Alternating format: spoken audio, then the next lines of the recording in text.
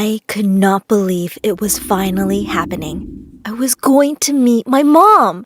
The hospital called at 3:30 in the morning to tell my dad that my mom had finally woken up and was asking for him. I know this sounds crazy, but my mom's been in a coma since I was born. I literally put her in a coma, and she hadn't woken up once in 14 years. Until this morning. My dad burst into my room, almost knocking my lamp over on my bedside table. I startled awake, and before I could even open my eyes all the way, he said, "She's awake!" Before I continue my story, I just want to remind you to like and subscribe to My Story Animated to hear more craziness like what you are about to witness. At first, I thought he was talking about me, and I was about to yell at him for waking me up. But then I realized what he meant. My mom was awake. My mom! I never heard her voice in real life. I never seen her eyes look into mine. I've held her hand, but she's never held mine. She's been here the whole time, but she has been so far away, too. She had had a complicated pregnancy with me. I was a stubborn fetus, I guess you could say.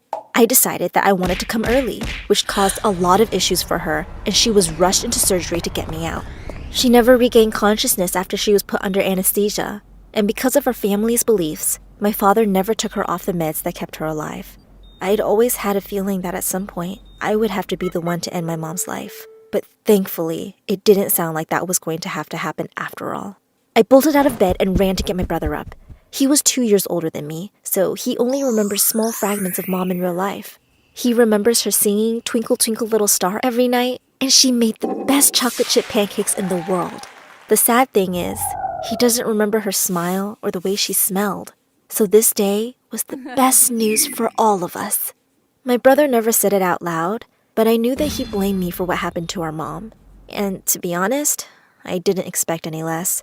He was nice to me growing up, but I always felt like there was something between us that wouldn't allow us to get closer.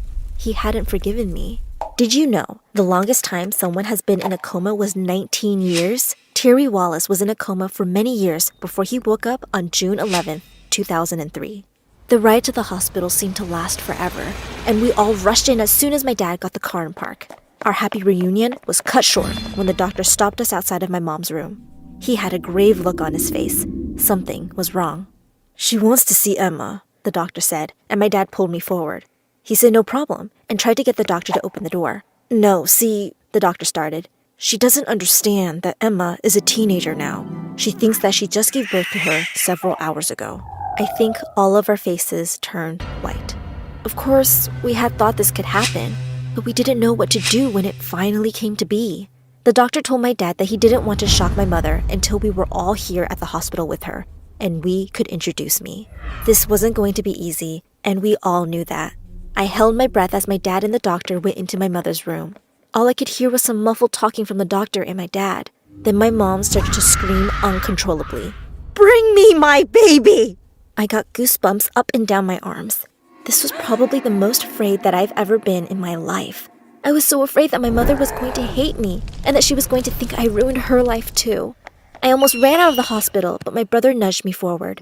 The door to the hospital room stood open in front of me, and I walked through. I had never seen my mom with her eyes open. She already looked so much more full of life than she had just days ago. "Hi, Mom," I said, twirling my fingers through my hair. I did that when I was nervous. My mom was doing the same with hers, as she said, "Hi." My dad said that it was okay to step closer. I couldn't help but start to cry as I walked up to my mom.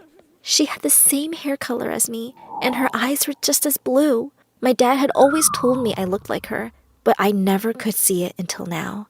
In that moment, I felt like my mom had come back from the dead. I know she'd been here this whole time, but she was as good as gone. I touched her face and her eyes lit up. It's like she knew it was me. It's like she remembered my soul when she carried me in her stomach. "It is you," she said, and she wrapped me in a humongous hug. We bawled together on the bed for quite some time. Then my mom pulled away from me and wiped her tears. "It's so nice to finally meet you. The last time I saw you, you were on a black and white screen," she chuckled, talking about the sonogram. "I've grown since then," I giggled, and wrapped my hand around hers. Since Mom had been in bed for so long, most of her muscles were weakened. She'd need lots of physical therapy to get them back into shape. She wouldn't be able to leave the hospital for a couple of weeks, maybe even a month. And when she did leave, she would still be required to do lots of physical therapy and other therapies, I guess. Those other therapies would help her deal with all the time that had passed and missing out on our lives and things like that. The one thing we didn't know how to tell her was that our dad was remarried. We'd had a stepmom for the last 3 years. My brother and I had given our dad our blessing to start dating again after the 10-year anniversary of when my mom went into a coma. He'd been so lonely. He'd basically only lived for us, and having someone there to help with the kids would be amazing too. We decided we weren't going to tell my mom that first day. We thought it would be too much to add to everything else that was going on. On the ride home, my brother blurted out that he didn't think we should tell mom at all. He thought we should make our stepmom move out, which I didn't think was such a bad idea either. Our dad wasn't going for that. He hadn't fallen out of love with my mom. He'd just become stagnant. And the fact that she was awake now seemed to be weighing heavy on his mind. He was silent almost the entire ride home. When we pulled into the driveway, I asked if he was okay. He looked at me with tears in his eyes and said he just didn't know what to do. We walked into the house and gave each other the biggest hugs. Our stepmom walked up and asked if we were okay. She knew what had happened and all of the craziness that was now going to continue. Except she thought that my dad didn't love my mom anymore and that they were actually divorced, when in fact, he'd never divorced our mom in the first place. This was going to be hell for sure. Later on that night, while my brother and I were supposed to be sleeping, we snuck down the stairway to listen to my dad and stepmom talking in the kitchen. "So what are we going to do?" my stepmom was asking. My dad was silent when she continued, saying that obviously we would need to contact my mom's family and have them help out. My dad said we were her family, and she would stay with us. My stepmom hated that idea and suggested that we get a hotel room for her until we could figure something out. That's when he dropped the bomb. "We're still married," he blurted. My stepmom nodded. "Yes, we are, and I have every right to say what happens in this house." He gave my stepmom the side eye and said, "No, I mean that I'm still married to her." "So we aren't even legally married?" My dad shook his head. I could tell he was crying again. My stepmom let out the biggest scream I'd ever heard. I think it blew out my eardrums. With ears ringing, my brother and I rushed down the stairs when my stepmom was slinging horrible words at my father, her face in a red rage. Her things were packed within a few hours, and she was off to her sister's house. I could tell my dad was hurt, but he looked almost relieved as well. By the end of the week, my mom was ready to come home. We set up the guest room for her, but we were surprised when she came in the house and went directly to the master bedroom. My dad didn't say anything, but my brother spoke up. He told her to put her things in the guest room, and she looked hurt. "It's okay, Mom. You can sleep in the master bedroom tonight," I tried to assure her. "Tonight? It's my bed, my house." She looked confused and worried. Then she asked where our stepmom was. We told her she left, and I don't know if I saw relief on her face or terror. We all helped her get settled in the bed, and she took a nap while we discussed how we were going to introduce my stepmom to my mom. However, not long after, our stepmom came to the door and knocked loudly, waking my mom up. My brother answered the door, and in a hushed tone, he told her to be quiet. Just as the door shut again, my mom was on the landing of the stairs. "Everything okay?" she asked, and came down the stairs, coming face to face with my stepmom. "Mom, this is Lisa," I said, stepping forward. Lisa crossed her arms as my mom put her hand out. Realizing that Lisa wasn't going to shake her hand, my mom put hers back at her side. She offered Lisa to come on in, and Lisa snidely replied, "I don't need to be invited into my own home."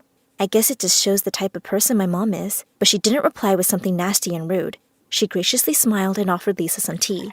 Then she said, "We can all call this place home." Lisa scoffed. That's when my mom almost lost her cool. Instead of flipping out and yelling at Lisa, she stirred the sugar in her tea and quietly said, "You're not the one who had their entire life ripped away from them, so I don't know what you're so upset about." "You're taking my husband away," was all Lisa could muster. My mom reminded Lisa that she had actually taken her husband away first.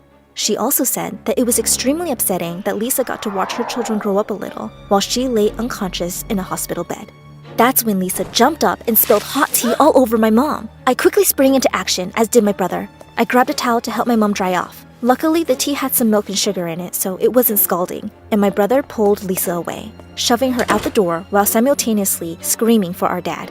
He ran down the stairs like lightning. "What is it? What's going on?" he asked. We explained what happened, and my dad took off out the door after Lisa. I helped my mom up the stairs, and we got her in the shower to get the tea off of her. Then we heard shouting outside. My stepmom and dad were back. All we could hear was Lisa screaming that my dad lied to her, and there was nothing he could do to get her to forgive him. I was hoping she would leave, but she came into the house and shoved herself into the master bedroom right past my mom. I asked Lisa if she could have some respect for my mom who was changing, but she snarled at me and started stuffing a bag full of clothes. "I'm out of here. Don't bother calling me," she said to my dad as she quickly left again. Over the next few days, my dad tried calling her, but she wouldn't answer. He tried to get a hold of her sister, parents, and everyone else that would know where she was, but no one would give him any clues. During that time, he was also taking care of my mom, driving her to some appointments and making her food when she was hungry. My brother and I were busy with school, so thankfully, he was able to keep her company. A couple weeks after the crazy incident with Lisa, my brother and I came home to see our parents sitting on the couch together, my mom's feet across my dad's thighs. I couldn't believe the sight. When we came in the door, the two looked as if we caught them doing something wrong. They blushed and tried to scramble away from each other. My brother and I burst out laughing. They were married after all. We didn't mind that they wanted to get closer. It had been almost 15 years since they'd been able to do that. That was the moment we thought that we had our mom back. She was still pretty weak and often didn't understand how to use technology, but she was smiling more and cracking jokes. Her and I talked a lot more too, and I told her about almost everything that I've done in my life to catch her up. We cried a lot, and I held her while she apologized for not being around. Then things started to get strange. She'd wake up very early in the morning and turn on all the burners on the stove. The refrigerator door would be wide open, and the house would smell like gas fumes when we woke up in the morning. The last time that this happened, she was sitting out on the porch while everything in the kitchen was running, including the sink and the microwave. The back door was left open, and I saw her curled in a ball. I walked out of the door and asked her if she was okay. She didn't answer. I sat down next to my mom and put my arm around her. When she looked at me, all I could see was pure terror in her eyes. "Who are you?" she asked and pulled away from me. I looked at her utterly confused. "I'm your daughter, Emma." "No, my daughter is a baby. I just had her a couple of months ago. Who are you and why are you in my house?" "Dad?" I called, and it took a few minutes, but he showed up on the doorstep. "Something's wrong with Mom," is all I could say before she grabbed my hair and pulled my head back. She started screaming, "Where is my daughter?" And my dad grabbed her, pulling her arms behind her back. It was then that she snapped out of whatever trance she was in. She started crying and saying, "I'm sorry, Emma." I ran upstairs and locked my door. To say I was terrified would be an understatement. Something was going on with my mom, and we needed to figure it out. My dad called the hospital, and they told him she may have had some memory lapses. But this was way more severe than a slip of the mind. She physically hurt me. And she's a very small woman. There was something else going on here. I spent the next several days trying to keep my distance from her. She apologized to me several times after the incident on the porch, but I was still afraid to get close to her. My father and brother had no problem accepting her back into the family. They would play board games and watch movies together, but every time that I would join in, I could tell that a dark mask fell over my mom's face. She would constantly stare at me out of the corner of her eye, and I swear I could see a red glint flash over her normally bright eyes whenever she didn't think I was looking. Then, one night, I woke up to her staring at me from across my bedroom. I popped up in my bed and asked her if she was okay. She didn't reply, but I could see her eyes in the darkness. They weren't right. I screamed for my dad again, and when he came in the room, he flipped on the light. She wasn't in the chair anymore. We searched for her everywhere in the house, but she wasn't anywhere we could see. That's when we heard the blood-curdling scream. Tune in next time to hear what happened with my mom in the woods.